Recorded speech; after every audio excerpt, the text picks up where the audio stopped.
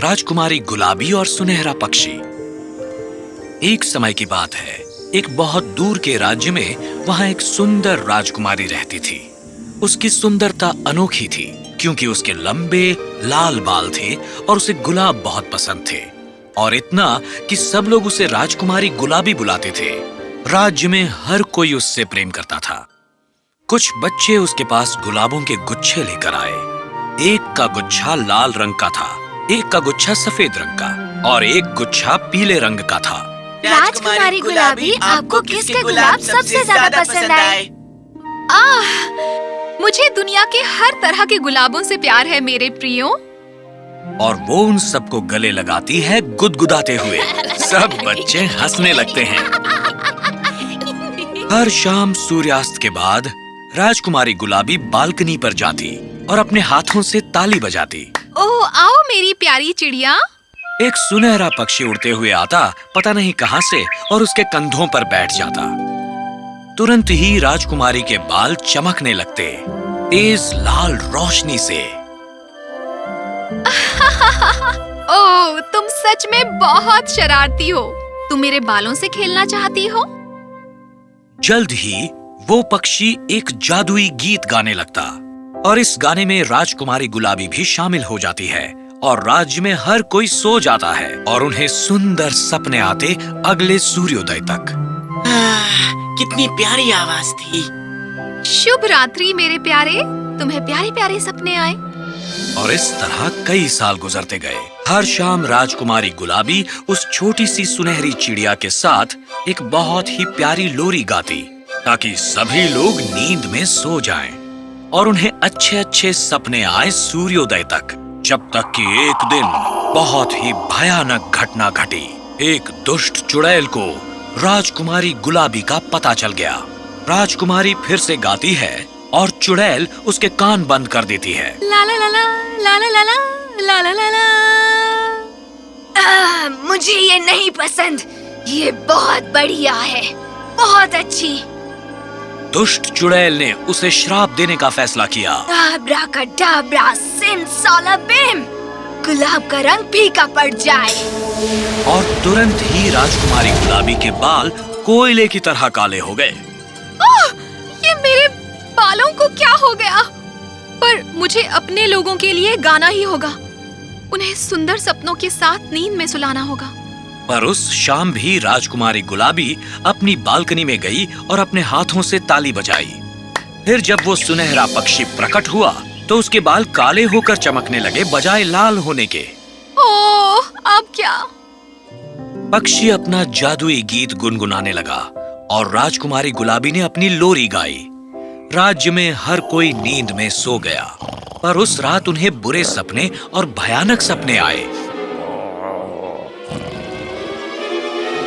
ओह, ये क्या? ये तो बहुत भयानक सपना था। सिर्फ अंधेरा ही अंधेरा था और मुझे सब जगह सांप दिखे। मुझे सपना आया कि मैं डूब रही थी। मुझे तो अब सोने से भी डर लग रहा है। अगले दिन उदास राजकुमारी ने उस पक्षी को फिर से बुलाया और अपनी चिंता से अवगत कराया और उससे इसके समाधान की मांग की। मुझे बताओ सुनहरी चिड़िया कि मैं कैसे अपने लोगों के सपने को सूरज के उगने तक सुंदर बना सकती हूँ। काले बाल गुलाब के पानी में। काले बाल गुलाब जल में? तुम्हें लगता है कि इससे कोई फायदा होगा? राजकुमारी इस सलाह के बारे में सोचने लगी और फिर भी उसका पालन किया। उसने एक टब पानी से भरा और उसकी सतह पर गुलाब की पंखुड़ियां बिखेर दी और फिर उसने अपने बाल गुलाब जल में धोए और फौरन वो लाल हो गए। ओहो, ये तो फिर से लाल हो गए। तुम्हारा बहुत बहुत धन्यवाद। उस शाम जब वो पक्षी उसके कंधे पर बैठा, उसके बालों का सुनहरा लाल प्रकाश एक बार फिर से रात के आकाश को जगमगाने लगा। राजकुमारी ने अपनी लोरी गाई और राज्य में हर कोई सो गया। उन्हें सुंदर सपने सूर्योदय तक आए। क्या वो वापस आ गई? ये दुष्ट चुड़ैल इतनी क्रोधित हो गई कि उसका श्राप तोड़ डाला गया है। उसने उसे दोबारा श्राप देने का निश्चय किया। मैं उसे अपनी शक्ति दिखाऊंगी। आब्राकाडाब्रा, सिमसालाबिम, गुलाब का रंग फीका पड़ जाए। और राजकुमारी के बाल फिर से कोयले जैसे काले हो गए। ओह नहीं, अब फिर से नहीं। मेरे साथ ये क्या हो रहा है? केवल इस बार उस चुड़ैल ने पूरे राज्य के सारे खिले हुए गुलाब तोड़ लिए। वो राजकुमारी को सिसकते हुए देखती है और बहुत खुश हो जाती है।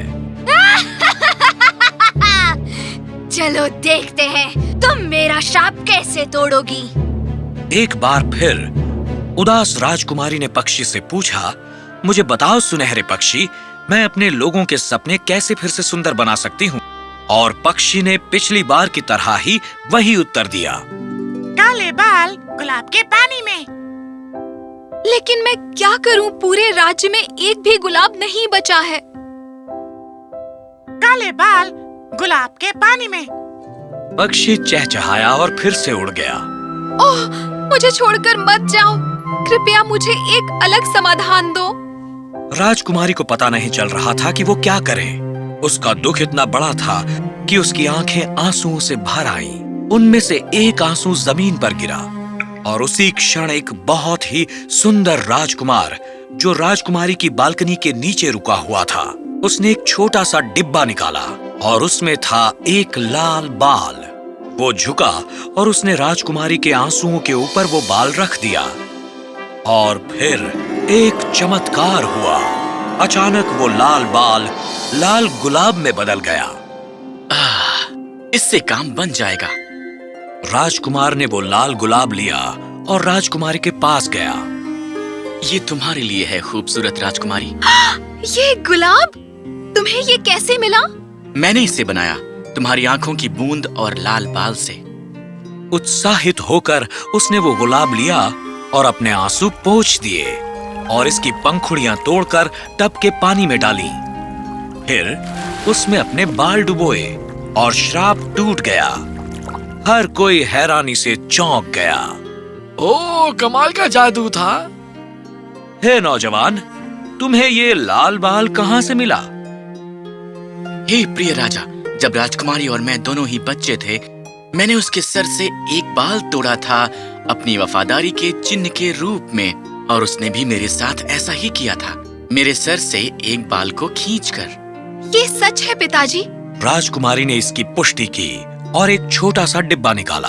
उसने इसे राजकुमार के सर का एक बाल जो अंदर था उसे दिखाने के लिए खोला। हर कोई इस खबर से खुश हुआ। राजकुमार और राजकुमारी गुलाबी की शादी उसी दिन हो गई। ये जानकर कि फिर से उसका श्राप तोड़ दिया गया है, उस दुष्ट चुड़ैल का गुस्सा और दुष्टता इतनी फूल गई कि वो हजारों छोटे छोटे टुकड़ों में फट गई।